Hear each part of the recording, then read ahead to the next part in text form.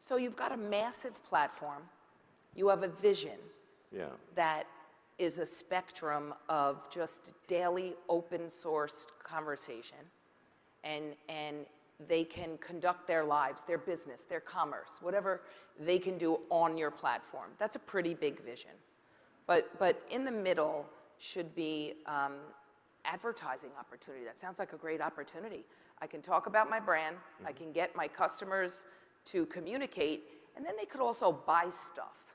That sounds pretty good, right? You'll be able to buy things just directly on Twitter. One click, boom, done.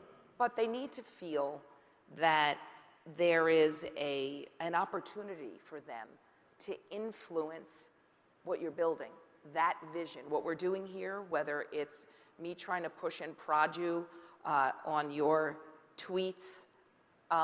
For example, you've said you probably shouldn't tweet after 3 a.m. Well, I've got myself Probably good advice for all of us. I've gotten myself into trouble a few times. I'm very aware of those. So after 3 a.m., you travel all over the world. Lord knows how you handle time zones in space. Will you commit to be a little more specific and not tweet after 3 a.m.? People in this room would like to see that. It'll make them feel more confident. I will aspire to tweet less after 3 a.m. But I mean, it is important that, I mean, if I were to say, yes, you can influence me, that would be wrong. That would be very wrong. Because that would be a diminishment of freedom of speech. But I want to be specific about influencing. It's more of an open feedback loop for the advertising experts in this room to help develop Twitter into a place where they will be excited about investing more money. Product development, ad safety, content moderation. That's what the influence is. Yeah, I think it's totally cool to say that you want to have your advertising appear in certain places in Twitter and not in other places. But it is not cool to try to say what Twitter will do.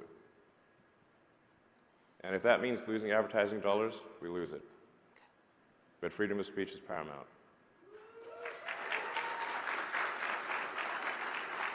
So Twitter 1.0 had a very well-populated, much-loved influence council. I think we need to change the name. Elon does not want to be influenced.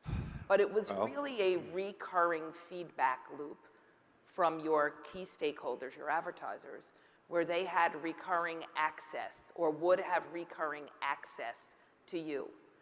Would you commit from this stage today to reinstate that council to be named later? Well, I don't think it should be influence council.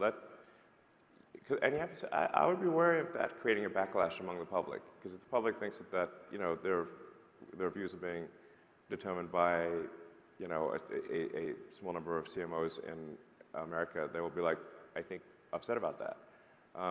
But feedback, I think, is appropriate. And at the end of the day, if somebody's spending money for their ad campaign, it needs to yield results for their organization, or it doesn't make sense.